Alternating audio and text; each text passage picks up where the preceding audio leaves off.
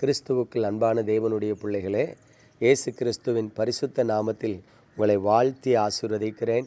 நீங்களும் உங்கள் பிள்ளைகளும் சுகமாயிருக்க வேண்டும் என்று உங்களை வாழ்த்துகிறேன். இந்த ஆசீர்வதிக்கப்பட்ட நல்ல காலை நேரத்திலும் நம்முடைய தியானத்திற்கு ஆதாரமாக சங்கீதங்களின் புஸ்தகம் 120 சங்கீதம் முதல் வசனத்தை பாருங்கள். என் நெருக்கத்திலே கர்த்தரை நோக்கி கூப்பிட்டேன், அவர் எனக்கு செவி கொடுத்தார்.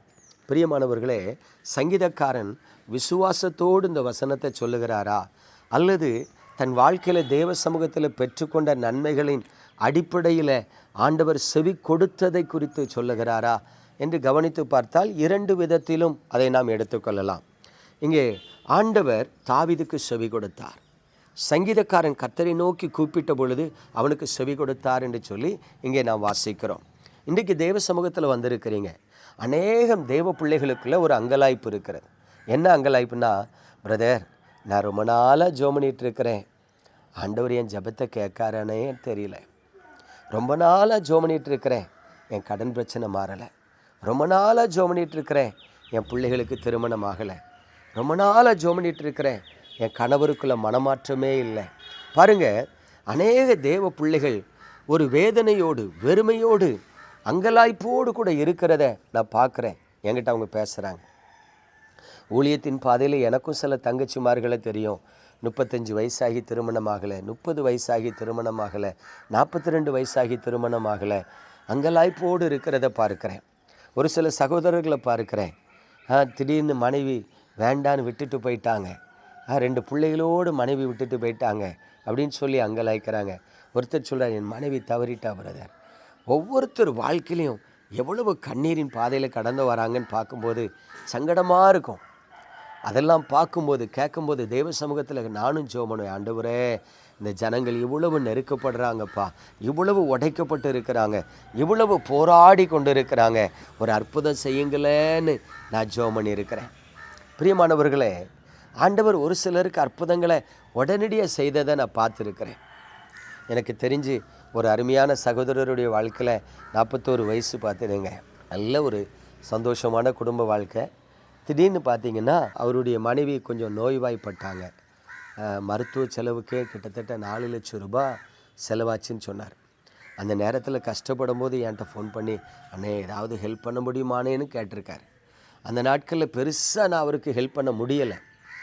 பாருங்கள், அவரும் 1 வருஷம் அவர் மனைவிக்கு ட்ரீட்மெண்ட் கொடுத்து பார்த்தார், தவறிட்டாங்க. அப்படியே ரொம்ப நாளாக கடை திறக்கலை, அவர் வச்சுருந்த கடை திறக்கலை, மனசு உடஞ்சி போயிருந்தார், வீட்டுக்குள்ளேயே முடங்கி கிடந்தார்.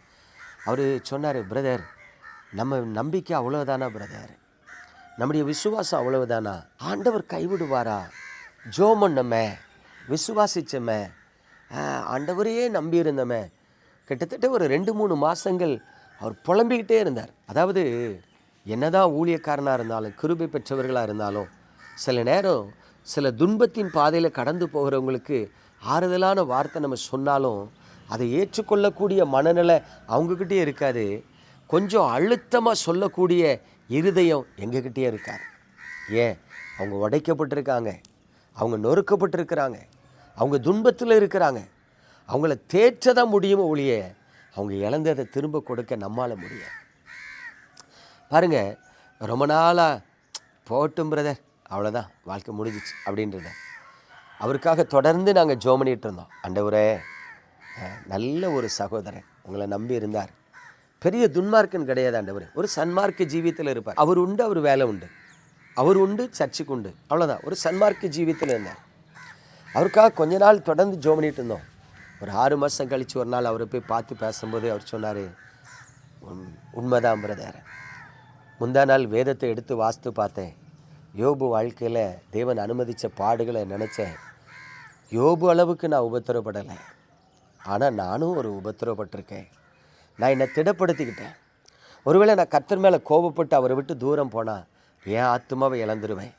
ஒருவேளை என் மனைவி நல்ல விசுவாசம் உள்ளவள், நல்லா ஜெபிப்பா, அவள் அன்புள்ளவள், ஒருவேளை அவள் பரலோகத்தில் இருப்பான்னு நிச்சயம் வந்துட்டு, அப்போ நான் அதை இழந்துடக்கூடாதுல்ல, அதனால் நானும் அதை பெற்றுக்கொள்ளணும், ஜெபம் பண்ணுங்கன்னார். எங்களுக்கு பயங்கர சந்தோஷம்.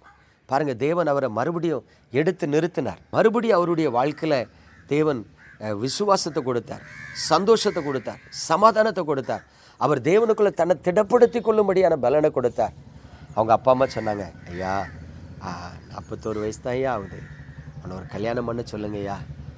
ஒரு சின்ன குழந்தை இருக்குது, பார்த்தீங்கன்னா அவங்களுக்கு லேட்டாக தான் குழந்தை பிறந்துச்சு, ஒரு 3 வயசில் ஒரு குழந்தை.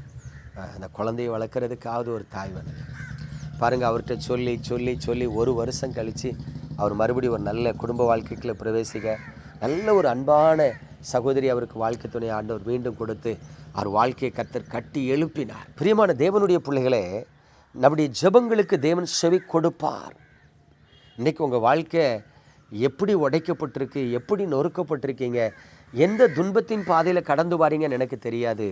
பட் நான் உங்களுக்கு ஒரு காரியத்தை நிச்சயமாக சொல்கிறேன். உங்கள் கண்ணீருக்கு பதில் கொடுப்பார், உங்கள் ஜெபங்களுக்கு பதில் கொடுப்பார், உங்கள் அங்கலாய்ப்புக்கு செவி கொடுப்பார், உங்கள் துக்கத்தையும் சந்தோஷமாக மாற்றுவார். நம்ம ஜெபிப்போமா? கிருபை நிறைந்த எங்கள் அன்பின் பரலோக தகப்பனே, பரிசுத்தமான இந்த காலை வேளையில் உங்கள் பலத்த கரத்தில் உமது பிள்ளைகளை தருகிறேன். அழுகிறவர்களோடு சேர்ந்து அழுங்கள் என்று எங்களுக்கு கற்றுக் கொடுத்தீரே. இதோ அழுது கொண்டிருக்கிற உமது பிள்ளைகளின் கண்ணீரை நீங்கள் துடைக்க வேண்டுமாய் நான் ஜெபிக்கிறேன். அவர்களுக்கு ஆறுதலை கொடுக்கும்படி ஜெபிக்கிறேன். அவர்கள் மன்றாட்டுக்கு நீங்கள் செவி கொடுக்கும்படி ஜெபிக்கிறேன். உங்கள் முகத்தை பிரகாசிக்க பண்ணி கிருபையாக இருக்க வேண்டுமாய் ஜெபிக்கிறேன். உங்கள் நாமத்தில் ஜெபித்து ஆசீர்வதிக்கிறேன். நான் ஒரு தரிசனத்தை பார்க்குறேன். ஒரு விசாலமான பாதை, ஒரு 50 அடி விசாலமான பாதையை பார்க்குறேன். கர்த்தர் சொல்லுகிறார், நெருக்கத்தின் பாதையில் இருக்கிற தேவ பிள்ளைகளே, ஆண்டவர் உங்களை விசாலத்தில் கொண்டு வருவார். உபத்திரவத்தை மறந்து, துன்பத்தை மறந்து, துயரத்தை மறந்து, வேதனையை மறந்து, கண்ணீரை மறந்து நீங்கள் சமாதானமாக இருக்கும்படி அவர் கிருபை செய்வார். விசுவாசி. ஆண்டவரே, உங்கள் பிள்ளைகளை வாழ்த்தி ஆசீர்வதித்து ஜெபிக்கிறேன். இயேசுவின் நாமத்தில் பிதாவே, ஆமென்.